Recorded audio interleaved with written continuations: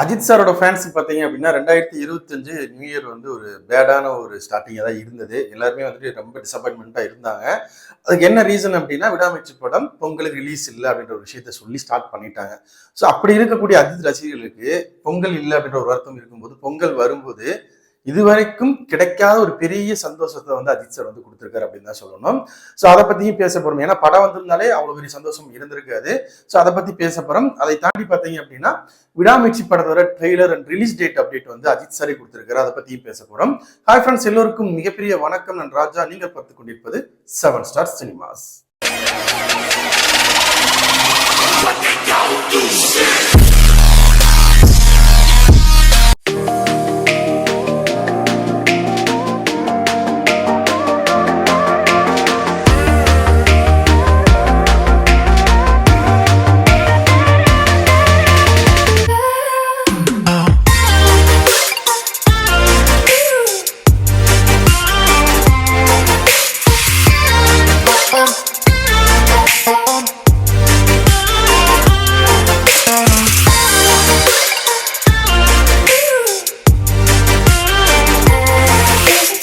Ajithkumar car racing, so இப்படி ஒரு அணியை வந்து ஸ்டார்ட் பண்ணி அவரோட சொந்த உழைப்புல வந்துட்டு ஒரு காலத்துல பாத்தீங்க அப்படின்னா அவருக்கு வந்துட்டு இந்த சினிமாக்குள்ள வந்ததுக்கான ரீசனே வந்து ரேஸ்ன்னு தான் சொல்லுவாரு.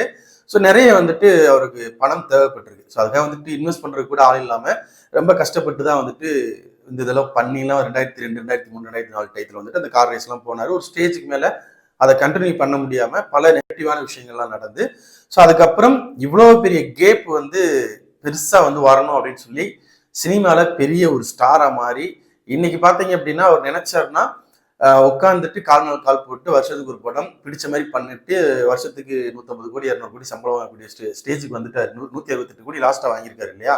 ஸோ அடுத்து பாத்தீங்கன்னா 200 கோடி அந்த ரேஞ்சுக்கு வந்துருவாங்க. ஸோ அப்படி இருக்கக்கூடிய ஒரு சுச்சுவேஷன்ல அவர் இதை பண்ணணுன்ற கட்டாயம் கிடையாது. ஆனா அந்த பேஷன் அப்படின்ற ஒரு விஷயம் சின்ன வயசுல இருந்து ஆழமா பதிஞ்ச ஒரு விஷயம். அவருக்கு அது பண்ணணுன்ற முனைப்பு இருந்துட்டே இருந்திருக்கு.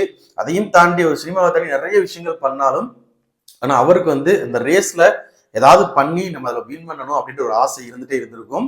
ஸோ அந்த ஒரு ஆசை நிறைவேற்றதுக்காக 53 வயசுல இன்னைக்கு வந்துட்டு போய் கார் ரேஸ்ல வந்து ஜாயின் பண்றாரு. அப்படி ஜாயின் பண்ணி கூட ட்ரைனிங் போர்ஷன் இருக்கு இல்லையா? ஸோ அந்த டைம்ல வந்து பாத்தீங்க அப்படின்னா இப்போ நம்ம ரீசெண்டா பார்த்துருப்போம், மிகப்பெரிய ஒரு ஆக்சிடென்ட் வந்து நடக்குது, பிரேக் ஃபெயிலியர் ஆயிடுச்சு அப்படின்ற மாதிரி சொல்றாங்க. ஸோ அதுல பாத்தீங்க அப்படின்னா அந்த நிமிஷம் வந்து அந்த ஆக்சிடென்ட்டை பார்க்கும்போது என்னாச்சோ ஏதோ சொல்ற பரிதிப்பு வந்து எல்லாருக்குமே இருந்திருக்கும், முக்கியமா அவங்க ஃபேமிலிக்கு. ஸோ அதுல வந்து ஒண்ணுமே ஆகாம வர்றாரு, தைரியமா வர்றாரு. அடுத்து உடனே மறுபடியும் ட்ரைனிங் போறாங்க.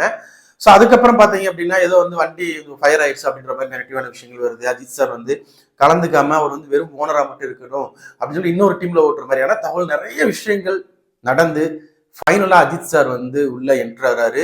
7th பிளேஸ்ல இருந்த அந்த ஒரு டீமோட இது வந்து அஜித் சார் என்ட்ரு ஆனதுக்கு அப்புறம் அது ஃபைனலா வந்து 3rd பிளேஸ்ல வந்து இன்னைக்கு வந்துட்டு உலகம் முழுக்க பெரிய லெவல்ல வந்துட்டு ரீச் ஆயிருக்காரு அப்படின்னு தான் சொல்லணும். சில பேர் வந்துட்டு சில பேரை மட்டும் சொல்றேன் நான், தமிழ்நாட்டை தாண்டினா அஜித் சார் தெரியாது அப்படின்னு சொல்லி நிறைய பேசுவாங்க. அவங்களுக்குலாம் வந்துட்டு செருப்பால் அடிச்ச மாதிரி அஜித் சார் இப்போ உலகமே பேசுற அளவுக்கு ஒரு விஷயம் பண்ணியிருக்காரு. அவங்களே ஒரு அறிக்கை ஒன்று விட்டுருப்பாங்க. அவர் வந்து பிராட்பிட் நினைக்கிறேன். ஸோ அவர் வந்து அமெரிக்கால கலந்துக்கும் போது கூட இவ்வளவு பெரிய கூட்டம் வரல, ஆனா அஜித் சாருக்கு வந்திருக்கு அப்படின்ற மாதிரி பேசியிருப்பாங்க. ஸோ அவ்வளோ ஃபேன்ஸ் வந்து அஜித் சாரை வந்து பாக்குறதுக்காக போயிருக்காங்க. முக்கியமா வந்துட்டு அஜித் சாரோட ஃபேனா இல்லாட்டினாலும் கூட ஒரு இந்தியால நம்ம இந்தியா சார்பா அஜித் சார் வந்து கலந்துக்க போறாரு. அதில் வந்து அவர் ஜெயிக்கணும் அப்படின்ற ஒரு விஷயத்த மனசுல வச்சு கூட போயிருப்பாங்க. நிறைய ஃபேன்ஸ் வந்து போறாங்க. அஜித் சார் வந்து எல்லாத்தையும் பாக்குறாரு, போட்டோஸ் கொடுக்குறாரு. ஜெயிச்சுட்டு அந்த இந்தியா கொடி எடுத்துட்டு அவர் ஓடுனது, அவர் சந்தோஷப்பட்டது, துள்ளி குதிச்சு இதெல்லாம் பார்க்கும்போது அவர் இத்தனை வருஷம் சினிமா கெரியர்ல அவர் எவ்வளவோ பெரிய பெரிய வெற்றிகள் பார்த்திருந்தாலும் கூட அப்ப கூட இவ்வளவு தூரம் துள்ளி குதிச்சு கொண்டாடி அது சந்தோஷப்பட்டிருப்பாரான்னு எனக்கு தெரியல. ஆனா அவரோட அந்த ட்ரீம், அவரோட அந்த பேஷன், அதுல வந்து ஒரு விஷயம் நடந்து அதுல ஜெயிக்கும் போது அவ்வளவு தூரம் வந்து ரொம்ப ஹாப்பியா இருந்தாரு. இதை தாண்டி பாத்தீங்க அப்படின்னா நிறைய செலிபிரிட்டிஸ் வந்து அஜித் சாருக்காக வந்து போயிருக்காங்க. அஜித் சார் கூட நடிக்கிற ஆரவா இருக்கட்டும், அப்புறம் இன்னொருத்தர் ஒரு பேர் எனக்கு டக்கு ஞாபகம் இல்லை, அப்புறம் அர்ஜுன் தாஸ் போயிருந்தாரு. இது இல்லாம முக்கியமா எல்லாத்தையும் தாண்டி அவங்க ஃபேமிலியே போயிருந்தாங்க. சுரேஷ் சந்திரா போயிருந்தாரு, ஆதிக் போயிருந்தாரு. இது எல்லாத்தையுமே தாண்டி மாதவன் அவர்கள் வந்து போகணுன்ற அவசியமே கிடையாது. அங்க போய் அவரோட செல்லையுமே வீடியோ எடுக்கிறாரு. ஒரு ஃபேன் பாயா நான் வந்துட்டு வந்திருக்கேன், எனக்கு விடுங்க, எனக்கு கொஞ்சம் என்ஜாய் பண்ணிக்கிறேன் அப்படின்ற விஷயமா சொல்றாரு. ஸோ இப்படி வந்து நிறைய செலிபிரிட்டிஸ் வந்து அங்க போறாங்க. விஷ்ணுவர்தன் அவர் படம் ரிலீஸ் ஆக போகுது. அப்படி இருந்தாலும் அஜித் சாருக்காக நான் போகணும் அப்படின்ற ஒரு எண்ணத்துல தான் அவரும் போயிருக்காரு. அப்படி நிறைய பேர் வந்து போய் அதை வந்து என்ஜாய் பண்ணியிருக்காங்க. அஜித் சார் வந்து இந்தியாவுக்கு மிகப்பெரிய லெவலில் ஒரு பெருமை சேர்த்திருக்காரு அப்படின்னு தான் சொல்லணும். இது ஃபர்ஸ்ட் லெவல் தான். சொல்ல நிறைய ரேஸ் இருக்கு, நிறைய நாடுகளில் நடக்குன்ற மாதிரி சொல்லியிருக்காங்க. ஸோ இது எல்லாமே வந்துட்டு அடுத்தடுத்து அவர் வந்து மிகப்பெரிய லெவலில் சக்ஸஸ் ஆகணும்னு வேண்டிப்போம். கண்டிப்பா மிகப்பெரிய லெவலில் சக்ஸஸ் கொடுப்பாரு, அதுல எந்த ஒரு மாற்றமும் கிடையாது.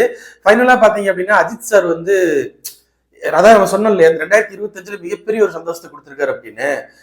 என்னதான் படம் வரல அப்படின்னு சொல்லி ஒரு டிசப்பாயின்மெண்ட் கொடுத்தாலும் அஜித் சார் வந்து பேட்டி கொடுத்து பல வருடங்கள் ஆச்சு.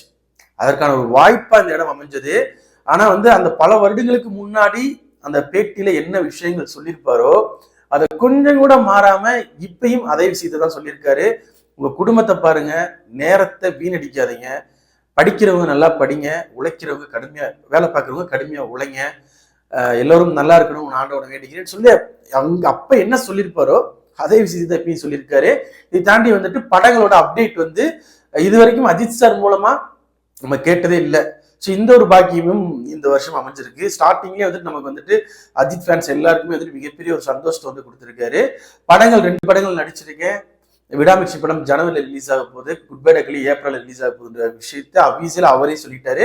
ஸோ கண்டிப்பா நம்ம சொன்ன மாதிரி ஜனவரி 24 அப்படின்னு சொல்லியிருந்தோம், இப்போ 23ன்ற மாதிரி சொல்றாங்க. ஸோ ரிலீஸ் ஆகிறதுக்கான வாய்ப்புகள் நிறைய இருக்கு. ஸோ கண்டிப்பா 23 அப்படிங்கும் போது இன்னொரு 10 நாட்கள் தான் இருக்கு. அப்ப இன்னும் வந்து அறிவிக்காம இருக்காங்கன்னா என்ன அப்படின்னா பொங்கல் அன்னைக்கு அறிவிக்கலாம் அப்படின்ற ஒரு பிளான்ல இருக்காங்கன்னு நினைக்கிறேன்.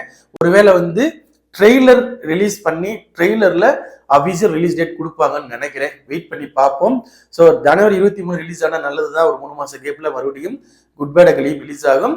இந்த வருஷம் டபுள் டமாக்கா தான். ஸோ 2025ல 2 மிகப்பெரிய படங்கள், மிகப்பெரிய லெவலில் பிளாக் பஸ்டர் ஆகக்கூடிய படங்கள் வந்து வரப்போகுது. மிகப்பெரிய ஒரு என்ஜாய்மெண்ட். அதுக்கப்புறம் 6 மாசம் அக்டோபர் வரைக்கும் படம் நடிக்க மாட்டாரு. ஸோ அதுலதான் இருப்பாரு. அதுக்கப்புறம் அடுத்த ப்ராஜெக்ட் வந்து பண்ணுவேன் அப்படின்ற மாதிரி சொல்லியிருக்காரு. உண்மையிலேயே வந்துட்டு அஜித் சார் வந்து மிகப்பெரிய ஒரு இன்ஸ்பிரேஷனா தான் வந்து இருக்காரு அப்படின்னே சொல்லலாம். இன்னுமேல் வந்து பாத்தீங்க அப்படின்னா அஜித் சாரை பார்த்து நிறைய பேர் வந்து, நிறைய இளைஞர்கள் வந்து அவங்களுக்குன்னு ஒரு பேஷன் இருந்தா அதை கண்டிப்பா கடைசி வரைக்கும் விட்டுறக்கூடாது. அதை வந்து நம்ம எப்ப வாய்ப்பு கிடைக்குதோ அப்ப வந்து நம்ம வந்து அதை பயன்படுத்தி அந்த பேஷனை வந்து நம்ம பண்ணணும். பேஷனை வந்து நோக்கி போயிட்டே இருக்கணும். அது வயசெல்லாம் வந்துட்டு ஒரு விஷயமே கிடையாது. என்னைக்கு சான்ஸ் கிடைக்குதோ அன்னைக்கு பண்ணுவோம். அது வரைக்கும் அதுக்கு தொடர்ந்து முயற்சி பண்ணிட்டே இருக்கணும். அந்த எண்ணம் நம்ம விட்டு போயிடக்கூடாது அப்படின்றதுக்கு மிகப்பெரிய ஒரு இன்ஸ்பிரேஷனா இருந்திருக்காரு. நிறைய இளைஞர்கள் அது மாதிரி வருவாங்கன்னு நான் நினைக்கிறேன். வீடியோ பார்க்குற நீங்களும் அதே மாதிரி இருங்க, உங்களோட பேஷன் வந்து விட்டுறாதீங்க. அது மிகப்பெரிய எக்ஸாம்பிளா அஜித் சார் வந்து இருக்காரு. எல்லோருக்கும் இனிய பொங்கல் நல்வாழ்த்துக்கள். பொங்கல் எல்லாம் சிறப்பாக கொண்டாடுங்க. ட்ரெய்லர் கண்டிப்பா வரும்னு நினைக்கிறேன். யாரெல்லாம் ட்ரெய்லருக்காக வெயிட் பண்றீங்க அப்படின்றத கமெண்ட் செக்ஷன்ல மறக்காம கமெண்ட் பண்ணுங்க. நம்ம சேனல்ல போய் வீடியோஸ் பிடிச்சிருந்தா லைக் பண்ணுங்க, கமெண்ட் பண்ணுங்க, ஷேர் பண்ணுங்க. அப்படியே நம்ம சேனலை கொஞ்சம் சப்ஸ்கிரைப் பண்ணி சப்போர்ட் பண்ணுங்க. அப்பதான் நம்ம அடுத்தடுத்து வீடியோஸ் போறதுக்கு மோட்டிவேஷன் இருக்கும். Thank you friends.